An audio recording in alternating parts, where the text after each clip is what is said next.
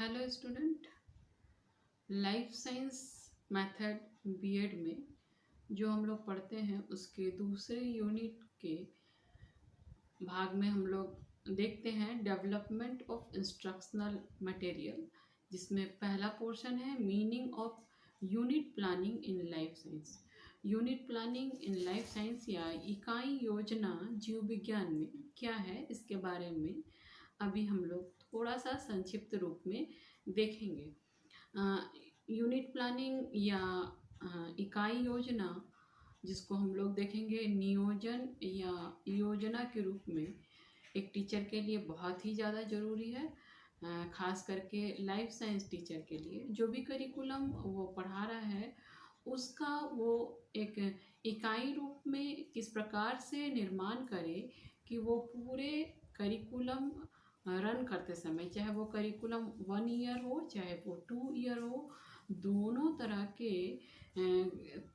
Curriculum के साथ में वो करिकुलम स्टार्ट होने से पहले ये देख ले कि किस प्रकार से वो करिकुलम का डिवीज़न करे, या फिर वो उसका डिवीज़न के रूप में किस प्रकार से योजना का निर्माण करे कि वो उसको बहुत ही अच्छे तरीके से या सफलतापूर्वक क्लास के अंदर में रन करा सके। और ये रन कराने से फ़ायदा ये होता है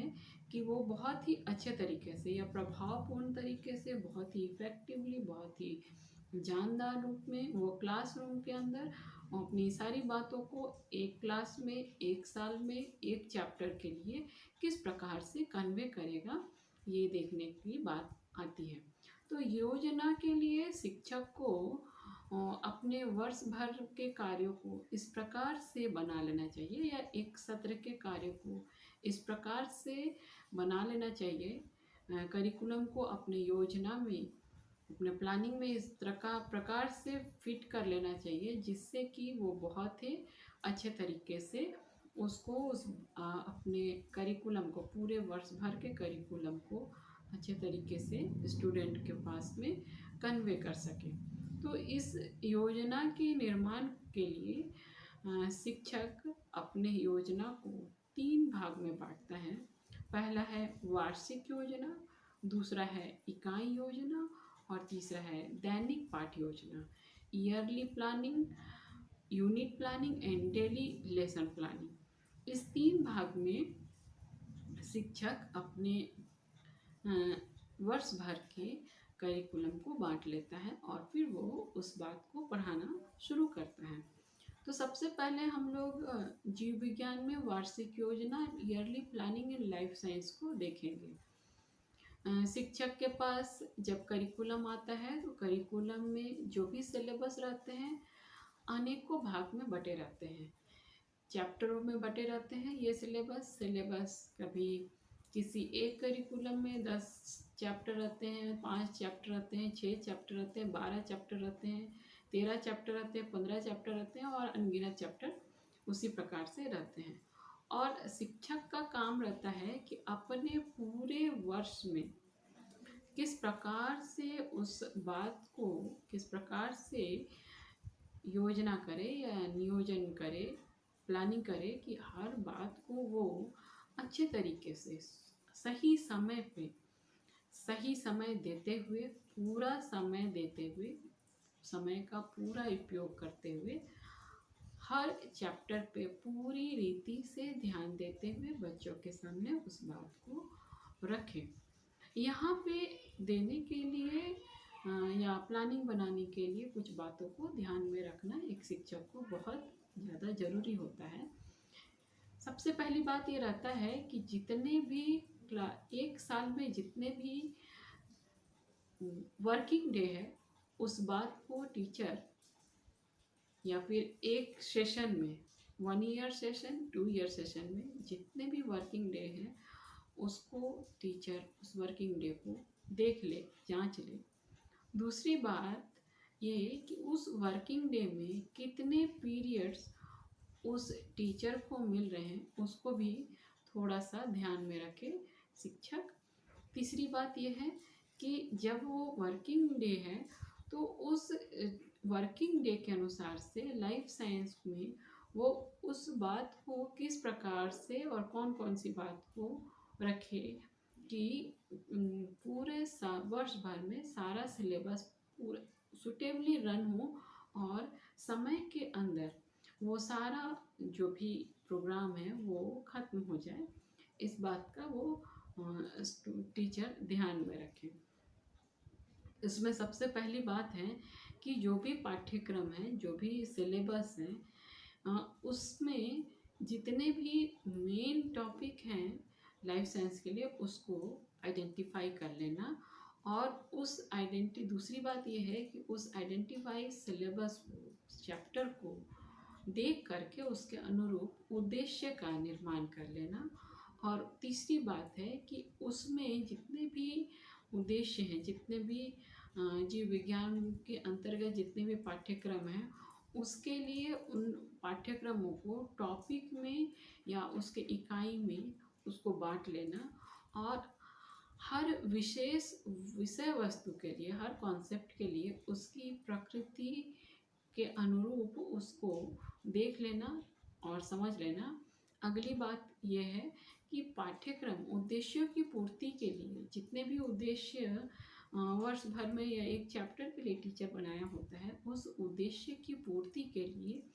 टीचर अपने लिए पूरा काम समाप्त होने तक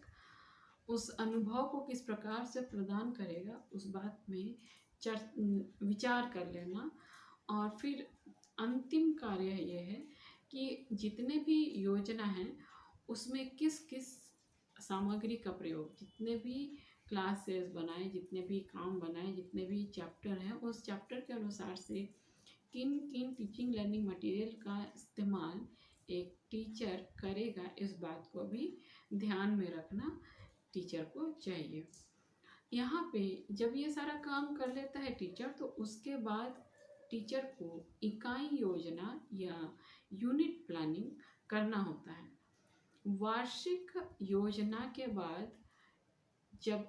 साल वर्ष भर में किस प्रकार से पढ़ाएगा, इस बात को देख लेने के बाद शिक्षक दूसरा काम करता है यूनिट प्लानिंग करना। यूनिट प्लानिंग में वो वर्ष भर की योजना जो वो बनाया है उसको आगे बढ़ाने के लिए उसको मंथ में डिवाइड करना, सप्ताहों में डिवाइड करना और हर एक दिन के लिए कार्य में डिवाइड करना, हर एक चैप्टर को। ये दूसरा काम है। ये एक सत्रीय काम कह सकते हैं इसको, या फिर कह सकते हैं कि इसको हर सेशन के अनुसार से काम करने के लिए इस बात को, एक सिलेबस को टुकड़ों में बांट लेना और इसको ही इकाई योजना का नाम दिया गया है। तो ये इकाई योजना जो है, ये इसका तात्पर्य यह है कि ये छोटी छोटी बातों को किस रूप से, सार्थक रूप से इकाइयों में बांट लिया जाए। ये इकाइयों को बांटने से क्या फ़ायदा होगा और किस प्रकार से इसको बांटा जाए कि ये अधिक फ्रूटफुल स्टूडेंट के सामने में रखा जाएगा, ये देखा जाता है। इसमें बहुत सारे वैज्ञानिक या बहुत सारे शिक्षक, वैज्ञानिक इसमें बहुत सारी बातें किए हैं और इन बातों को अगर हम लोग ध्यान से देखें तो इसका निचोड़ यही निकलता है कि जितने भी पाठ्यक्रम हैं, जितने भी कॉन्सेप्ट हैं, उसमें जितने भी समस्याएं हैं, जितने भी प्रयोजन हैं, वो विषय वस्तु के इर्द गिर्द ही काम में आने वाला होना चाहिए। शिक्षक जो भी काम कर रहा हो, शिक्षक और विद्यार्थी जो भी कॉन्सेप्ट टीचर बनाया हो, जो भी इकाई का निर्माण किया हो, उसमें दोनों की पूर्ण भागीदारिता होनी चाहिए, शिक्षक और स्टूडेंट दोनों की। और जो भी इकाई है उसमें ये अच्छी तरह से समझ लेना चाहिए कि जो भी टॉपिक लिया जा रहा है उसका अर्थ क्या है। कहने का अर्थ है कि वो अर्थपूर्ण होना चाहिए और वो आपस में इस तरह से संबंधित होना चाहिए कि उसके विषय वस्तु या कॉन्सेप्ट के अनुभवों को टीचर देने वाला हो एक इकाई में। या फिर कह सकते हैं कि टीचिंग लर्निंग मटेरियल के जो भी ऑब्जेक्टिव टीचर बनाया हो वो पूरी अच्छे तरीके से कन्वे करने वाला टीचर के सामने होना चाहिए। नेक्स्ट बात है कि जो भी यूनिट प्लानिंग बनाई गई है, जो भी टॉपिक को लेकर के यूनिट प्लानिंग बनाई गई है, वो यूनिट प्लानिंग जो है उसमें कंटिन्यूटी हो, उसमें बहुत सारी बातों को लेकर के बनाया गया हो, और ये जो है वो पाठ्यक्रम से संबंधित जितने भी क्षेत्र हैं, जितने भी प्रकरण हैं, जितने भी समस्या हैं, उस एक टॉपिक के लिए सारी बातों को ध्यान में रख करके वो यूनिट का प्लानिंग किया जाना चाहिए कि वो सारी बातें छूटनी नहीं चाहिए। जितने भी टॉपिक एक यूनिट में लिया जा रहा है उस सारी बातों को उसमें से छूटना नहीं चाहिए। नेक्स्ट बात है कि जितने भी सिलेबस हैं, निर्धारित पाठ्यक्रम है, उसे पूर्ण रूप से सब डिवीज़न में बांट करके बहुत ही अच्छे तरीके से मध्यम रूप से उसको उपयुक्त या सार्थक रूप में बनाया जाना चाहिए, जिस प्रकार से वो उसको आगे के लिए कन्वे कर सकें। तो अगर हम लोग इस बात को देखेंगे ईयरली प्लानिंग और यूनिट प्लानिंग में, तो यहाँ पे पाठ्यक्रम यूनिट प्लानिंग में बहुत ही सार्थक रूप से चलता है, बहुत ही अच्छे तरीके से चलता है, और यूनिट प्लानिंग से पूरे अच्छे तरीके से योजना बनाते हुए टीचर अपना काम कर सकता है। टीचर के लिए बहुत ही लाभदायक सिद्ध होता है। यहाँ पे जो भी विषय है पाठ्यक्रम का, वो ठीक रीति से पूरे अच्छे तरीके से पढ़ाने के लिए उसको पूरी रीति से सब डिवीज़न में बांट दिया जाता है, या फिर कह सकते हैं कि विभक्त कर लिया जाता है, और इस विषय को आपस में एक दूसरे के साथ में जोड़ दिया जाता है, ताकि जितने भी लर्निंग का ऑब्जेक्टिव बनाया है टीचर अपने यूनिट प्लानिंग में, उसको पूरी रीति से कन्वे कर सके इस टीचर अपने क्लासरूम के अंदर। और इस नियोजन को ही, इस प्रकार के प्लानिंग को ही कार्य योजना का संज्ञा दिया गया है। यहाँ पे जो भी संज्ञा दी गई है ये उस कार्यप्रणाली या वर्क एबिलिटी के अनुसार से ही योजना बनाने के बाद कही गई है, ताकि जो भी काम किया जा रहा है एक क्लास के अंदर में, जो भी क्लास प्रोग्राम बनाया गया है उस क्लास के अंदर में, वो पूरी रीति से डिस्ट्रीब्यूट स्टूडेंट के पास हो सके। इसके बाद यहाँ यूनिट प्लानिंग के बाद इकाई योजना बनाने की बात आती है। इकाई योजना जो है वो पूरे सत्र में दिए जाने वाले अधिगम अनुभवों को देने की बात आती है, और उसके साथ में जो भी बात आ रही है वो किस प्रकार से यूजेबल है स्टूडेंट के लिए, उसकी बात आती है। यहाँ पे जो भी करिकुलम है स्टूडेंट के लिए, उसके विभक्त करने के बाद, उसको डिफ्रेंशिएट करने के बाद, उसको कैटेगराइजेशन करने के बाद, अलग अलग टॉपिक और अलग अलग यूनिट मान करके उसको पढ़ाया जा रहा होता है, और उसमें जितने भी उद्देश्य हैं और उसके हर टॉपिक के जितने भी उद्देश्य हैं जो कि स्टूडेंट को बताना होता है, उस उद्देश्य को देखते हुए किया जाता है, और उस उद्देश्य के अनुसार से जितने भी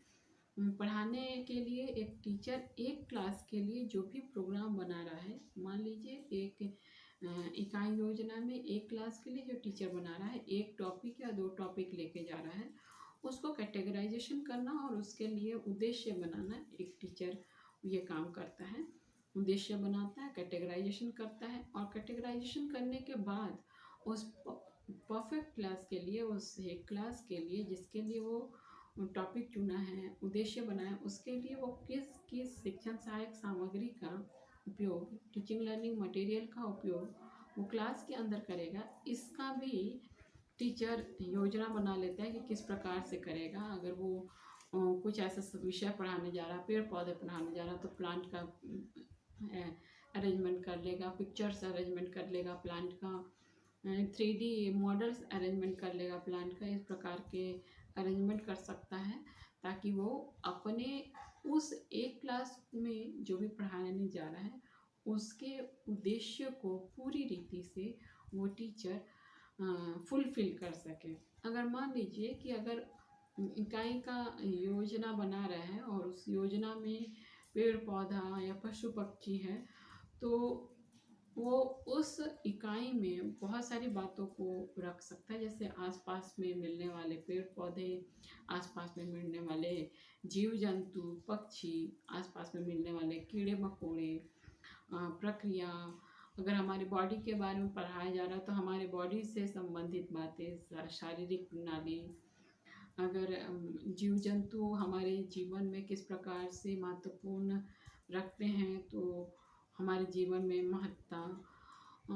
सूक्ष्म जीव की महत्ता, हमारे स्वास्थ्य में बीमारियाँ, भोजन, ये सारी बातें को ध्यान में रखते हुए विभिन्न तरह से शिक्षक यूनिट प्लानिंग को बनाता है, और यूनिट प्लानिंग को विभाजित करने के बाद वो क्लास में उस प्रकार से काम करता है। वो काम करने के लिए जिन सारी बातों को ध्यान में रखता है, जिन सारी बातों को ध्यान में रख करके पढ़ाने जा रहा होता है या बताने जा रहा होता है, वो उसको वो इस प्रकार से बांटता है, जैसे कि वर्ष भर के जितने भी दिन हैं, कार्य दिवस है, वर्किंग डेज है, उसके अनुसार से उससे कितने घंटे मिले हैं और उस घंटे में कौन सी कक्षा में वो उस विषय को पढ़ाने जा रहा है, और जो भी पढ़ाने जा रहा है उसका जो भी उद्देश्य बनाया है उसकी पूर्णता और सार्थकता, या पूरे तरीके से अपने काम को पूरा करके आए, इस बात को ध्यान में रखता है। साथ ही साथ ध्यान में रखता है कि स्टूडेंट का एज क्या है, कितने बड़े एज को पढ़ाने जा रहा है, उतने बड़े एज के अनुसार से स्टूडेंट में रुचि क्या है, और उसकी बच्चों की आवश्यकता क्या है, उसकी योग्यता क्या है, ये एक यूनिट इकाई में वो रखता है, या उसकी आवश्यकता पड़ती है एक टीचर को क्लासरूम के अंदर पढ़ाने के लिए। जितने भी समय हैं, जितने भी संसाधन हैं, उसको ध्यान में रख कर के एक क्लास के लिए वो उस संसाधन और उस समय का पूरा रीति से उपयोग करता है, और उसके लिए टेक्निक भी डिविजिबल करके रखता है, डिवाइड करके रखता है कि कब हम किसका उपयोग करेंगे, कब हम किसका उपयोग नहीं करेंगे, कब हम चार्ट का उपयोग करेंगे, कब हम फूल का प्रयोग करेंगे, कभी ओरिजिनल मटेरियल का उपयोग करेंगे। इस प्रकार से वो डिफ्रेंशिएट करके रखता है। जो भी इकाई हैं उसको बनाने के लिए जो भी उद्देश्य बनाया है उसकी सार्थकता या उसके यूटिलिटी को पूरी रीति से भरने की कोशिश करता है। यहाँ पे जो भी विषय वस्तु है और जो भी अनुभव है, जो भी पाठ्य वस्तु का अनुभव है और जो भी स्टूडेंट के अंदर अपने अनुभव है, उसमें कनेक्टिविटी या उसमें सहसंबंध जोड़ने की कोशिश टीचर अपने उद्देश्यों को बनाते हुए करता है। यहाँ पे जब ये इकाई योजना बना ली जाती है तो इसको रन कैसे किया जाए, इसको ध्यान में रखा जाता है। इसको ध्यान में रखने के लिए जो भी इकाई योजना है उसको यूजेबल पार्ट में डिवाइड कर दिया जाता है, या कह सकते हैं कि सार्थक खंडों में बांट दिया जाता है, ताकि वो उसको बहुत ही अच्छी तरीके से डिवाइड करके पढ़ा सके या बता सके। यहाँ पे जो भी बांटी गई विषय वस्तु है उसको टीचर लेने से पहले ये ध्यान में रखता है कि जितना भी मटेरियल है, जितना भी टॉपिक हम इस चैप्टर से ले रहे हैं, वो 30 या 40 मिनट में अच्छे तरीके से क्लासरूम के अंदर पढ़ा सके, और जो भी उद्देश्य हैं वो व्यवहारजनक शब्दों के रूप में उस इकाई योजना के अंदर वो रखने की कोशिश करता है, ताकि क्लास के अंदर वो बहुत ही अच्छी तरीके से उसको बता सके, उसको निश्चित करने की कोशिश करता है, ताकि जो भी विद्यार्थी पढ़ाने से इस क्लास में पढ़ाने से जो भी परिवर्तन स्टूडेंट के अंदर आना है वो आ सके एक ही क्लास के अंदर, उससे टीचर को दूसरा क्लास इस खास टॉपिक को के लिए आगे ना बढ़ना पड़े, ऐसा काम वो टीचर करता है। उद्देश्यों की प्राप्ति के लिए उस बात को उप इकाई या सब यूनिट में जो भी पढ़ाने वाला होता है उसमें कौन कौन से टेक्निक, कौन कौन से मटेरियल्स, कौन कौन से मेथड्स यूज़ करेगा, कौन कौन से टीचिंग लर्निंग मटेरियल यूज़ करेगा, इसको भी वो क्लास में जाने से पहले एक क्लास के लिए सेलेक्ट कर लेता है। उस सेलेक्शन के बाद में विद्यार्थी के बीच में वो किस प्रकार से क्लासरूम के अंदर स्टूडेंट और टीचर के बीच में इंटरेक्शन होगा, टीचर क्या करेगा, स्टूडेंट को क्या करना चाहिए, कब क्या करना चाहिए, किस प्रकार से करना चाहिए, इस तरह की भूमिकाएं जो क्लासरूम के अंदर टीचर और स्टूडेंट प्ले करेंगे, इसका भी टीचर आइडेंटिफाई कर लेता है, देख लेता है कि कब किसको कैसे क्या बोलना है, क्यों बोलना है, किस लिए बोलना है, इससे स्टूडेंट को क्या फ़ायदा होगा, टीचर को क्या फ़ायदा होगा, ये सारी बातें देख लेनी होती हैं। यहाँ इसके बाद में जब भी टीचर क्लासरूम के अंदर जा कर के जब ये सारे काम कर रहा होता है, तो टीचर ये भी जान के वापस आने की कोशिश किया करता है कि जो भी मैंने इस 30 मिनट में या 40 मिनट में जो भी मैंने काम किया है, ये जिस उद्देश्य को मैं बना करके क्लासरूम के अंदर गया था, वो उद्देश्य मेरा इस 30 या 40 मिनट के अंदर पूरा हुआ है या नहीं हुआ है, इसके भी जानकारी हासिल करने की कोशिश करता है। इसके लिए शिक्षक एक मूल्यांकन बना करके लेकर के जाता है, ताकि उस मूल्यांकन से वो जान सके कि जो भी मैंने काम क्लास के अंदर किया है, उस क्लास के अंदर वो सारा काम करने के बाद काम हुआ है या नहीं हुआ है, और कितने दूर तक हुआ है, और कितना फ़ायदा हुआ है इसका, इससे पता चलता है। मूल्यांकन से इसके लिए शिक्षक क्लास के अंदर क्वेश्चन पूछता है, कुछ मैथमेटिक्स से टीचर एक लास्ट में छोटा सा मैथ बनाने को दे देते हैं। ऐसे अनेकों कार्य शिक्षक क्लास के अंदर लास्ट मोमेंट में करते हैं, ताकि उसे फीडबैक, टीचर को फीडबैक मिल जाए कि मैंने जो काम किया है, मैंने जो प्रोग्राम बना करके क्लासरूम के अंदर गया था, वो प्रोग्राम स्टूडेंट पूरी रीति से कर पाए हैं या नहीं, टीचर जो भी वर्क लेके गया था, सक्सेस टीचर कितना उस वर्क में हो पाया है कि नहीं हो पाया है, इसके द्वारा जान पाते हैं। तो आज के वीडियो में इतना ही। आगे के वीडियो में एक नए कॉन्सेप्ट के साथ फिर से मिलेंगे। तब तक के लिए धन्यवाद।